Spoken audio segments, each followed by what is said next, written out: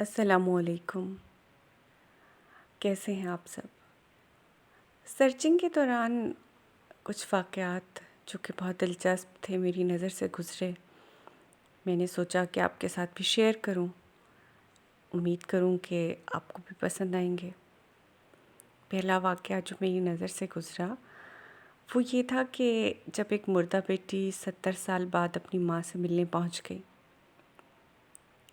ہوا کچھ یوں تھا کہ 70 ایئرس بیک امریکی خاتون کے ہاں ایک بیٹی پیدا ہوئی، لیکن ڈاکٹرز نے اس کو بتایا کہ اس کی نومولود بچی کا انتقال ہو گیا ہے، جبکہ حقیقت یہ تھی کہ بچی کی ڈیتھ نہیں ہوئی تھی، بلکہ اس کو کسی بے اولاد امیر خاندان نے گود لے لیا تھا۔ خیر، وقت گزرتا گیا۔ اب جب وہ بچی 69 ایئرس کی ہوئی، 69 برس کی، تو اس کو ڈی این اے کٹ کے ذریعے اپنی اصل ماں کا علم ہو گیا۔ یعنی اس کو یہ اندازہ ہو گیا کہ وہ والدین جنہوں نے اس کی پرورش کی اس کے اصلی ماں باپ نہیں ہیں، اور اس بچی نے پھر تحقیق اور جستجو کی، اور پھر اس طرح اس نے وہاں سے ہاسپٹل کا پتہ لگایا جہاں اس کی پیدائش ہوئی تھی، اور اس کو پھر ڈی این اے کٹ کے ذریعے سے اپنی اصل ماں کا پتہ چلا۔ وہ ماں جب اس کی بچی سے ملنے کے لیے آئی تو 88 سال کی ہو چکی تھی، اس پر سکتہ طاری تھا، اور اس کے لیے بات ناقابل یقین تھی۔ وہ صرف یہی لفظ بول پائی کہ تم مری نہیں تھی۔ اب میں آپ کو ایک اور شخص کے بارے میں بتاؤں جو خبر میں نے پڑھی، وہ یہ تھی کہ کتے کو کاٹنے والا شخص۔ یہ خبر تو آپ نے اکثر پڑھی یا سنی ہوگی کہ کتے نے کسی شخص کو کاٹ لیا، لیکن یہاں ایک عجیب بات ہوئی کہ ایک شخص کے اوپر یہ ایلیگیشن لگائی گئی کہ اس نے کتے کو کاٹا ہے۔ ہوا کچھ یوں کہ امریکی ریاست تھی، نیو انگلینڈ کا علاقہ تھا، نیو ہیمپشائر۔ اس میں پولیس جو تھی وہ 2 افراد کو حراست میں لینا چاہتی تھی، تو ایک ملزم نے گرفتاری سے بچنے کے لیے خود کو پہلے کپڑوں کے ڈھیر میں چھپانے کی کوشش کی، لیکن جو پولیس کے سراغ رساں کتے ہیں انہوں نے ان میں سے ایک کتے نے اس کو ڈھونڈ لیا، تو جواباً آدمی نے کیا کیا کہ اس کتے کے سر پر ہی کاٹ لیا۔ اب اس آدمی پر 3 الزامات کے تحت مقدمے کا سامنا کرنا پڑا، ایک گرفتاری کے خلاف مزاحمت کا، دوسرا پولیس کے سراغ رساں کتے کے کام میں مداخلت کا، اور تیسرا ایک افسر پر حملے کا۔ میرے پاس جو تیسری کہانی ہے وہ یہ ہے کہ مری ہوئی بیوی کا ایک مذاق جس کا علم اس کے شوہر کو برسوں بعد ہوا۔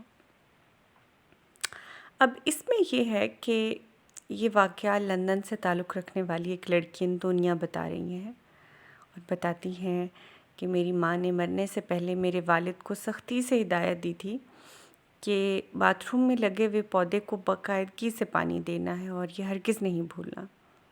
اور وہ کہتی ہے کہ میرے والد نے اس وعدے کو اور اس ہدایت پر سختی سے عمل کیا، اس وعدے کو نبھایا، اور وہ باقاعدگی سے اس پودے کو پانی دیتا رہا اور اسے ہرا بھرا دیکھ کر خوش ہوتا رہا۔ پھر جب ہم نئے گھر میں منتقل ہو رہے تھے تو والد نے ان پودوں کو اپنے ساتھ لے جانے کا فیصلہ کیا، اور تب ہی اس پر انکشاف ہوا کہ وہ برسوں جس پودے کو پانی دے رہے تھے وہ پلاسٹک کے پودے تھے۔ انتونیا بتاتی ہیں کہ جب میرے والد کو یہ پتہ چلا، اور مجھے بھی یہ پتہ چلا کہ یہ اصل میں حقیقی پودے نہیں تھے بلکہ پلاسٹک کے پودوں کو پانی دیا جاتا رہا، تو ہمارے لیے یہ بات بہت پرمزہ تھی، اور ہم کو یوں لگا کہ ہماری والدہ ہمارے ساتھ ہیں، اور جب ان کو اس بات کا پتہ لگا ہے تو وہ کہہ لگا رہی ہیں۔ ایک اور تازہ ترین خبر جو میری نظر سے گزری وہ مصر کے علاقے شمال کمشنری البحیرہ کے علاقے کی ہے، جہاں پر ایک مصری شخص نے عدالت میں مقدمہ دائر کیا کہ میری بیوی جو ہے وہ دراصل ایک مرد ہے، عورت نہیں۔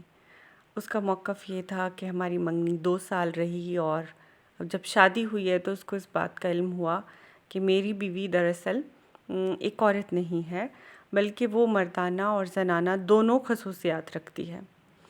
تو جب میں نے اس حوالے سے اپنے سسرال والوں سے بات کی تو انہوں نے کہا یہ تو کوئی مسئلہ نہیں، آپریشن سے ٹھیک ہو جائے گا۔ ڈاکٹر سے رجوع کیا تو انہوں نے کہا کہ یہ مسئلہ حل ہونے والا نہیں ہے۔ مستری شخص نے یہ بھی بتایا کہ اس کی اہلیہ 9 برس تک ایک لڑکے کی طرح زندگی گزارتی رہی، اور پھر اس کے والدین نے صرف اس کا نام تبدیل کر دیا۔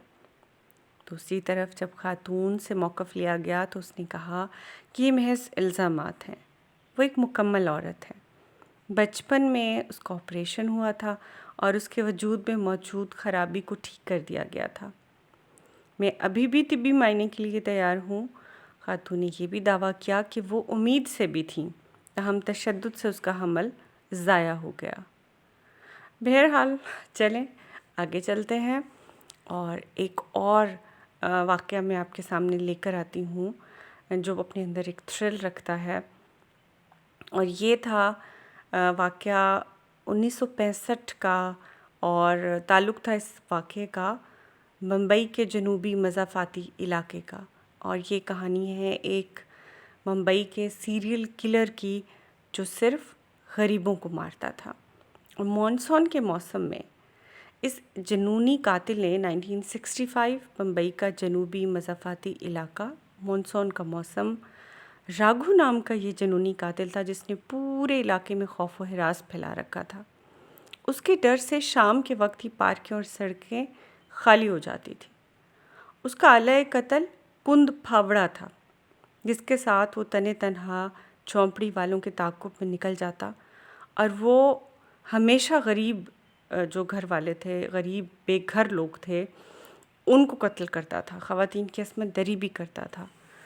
عام جو لوگ تھے ان کے اندر یہ خیال تھا کہ یہ شخص انسان نہیں ہے بلکہ بھوت پریت ہے، لیکن اس کو پولیس نے گرفتار کیا، اور گرفتار کرنے کے بعد جب اسے وجہ پوچھی گئی اس طرح انسانوں کو قتل کرنے کی، تو وہ یہ کہتا تھا کہ یہ قتل بھگوان کے کہنے پر کرتا ہے اور اسے ان پر کوئی افسوس بھی نہیں۔ بعد میں انڈیا کے مشہور فلم ساز انوراگ نے بھی 7 سال قبل تقریباً اس پر ایک فلم بھی بنائی تھی، اور اس فلم میں نواز الدین صدیقی نے راگھو ناتھ کا کردار جو تھا وہ ادا کیا تھا۔ اور آخر میں آپ کے لیے یہ ایک بچی کی خبر لے کر آئی ہوں جو کہ دنیا کی خوبصورت ترین لڑکی قرار دی گئی تھی، اور اس کا تعلق افریقی ملک نائجیریا سے تھا، اور لڑکی کا نام جو تھا وہ جارے ہے۔ تو یہ اس لیے مجھے تھوڑی امیزنگ لگی کہ آپ بھی دیکھ رہے ہیں کہ لڑکی کا رنگ جو ہے وہ ڈارک ہے، تو ہمارے ہاں خوبصورتی کا کانسیپٹ جو ہے وہ بالکل اس کے مختلف ہوتا ہے۔ گورا رنگ جو ہے وہ خوبصورتی کی علامت سمجھا جاتا ہے، لیکن اس لڑکی کی تصویر میں کچھ ہے چونکا دینے والا، اور اس نے یہ پروف کیا کہ رنگت جو ہے وہ خوبصورتی کی گارنٹی نہیں دیتی کہ آپ کی رنگت جو ہے وہ اجلی ہے تو ہی آپ خوبصورت ہو۔ اللہ تعالیٰ نے ہر چیز میں خوبصورتی رکھی ہوئی ہے۔ آپ کا کیا خیال ہے اس حوالے سے؟ آپ اس بچی کو 10 میں سے کتنے نمبر دیں گے خوبصورتی کے لیے؟ آج کے لیے یہیں تک۔ آپ کو یہ چیزیں پسند آئی ہیں تو آپ حوصلہ افزائی کیجیے گا اور کمنٹ کیجیے گا، سبسکرائب کیجیے گا۔ اللہ حافظ۔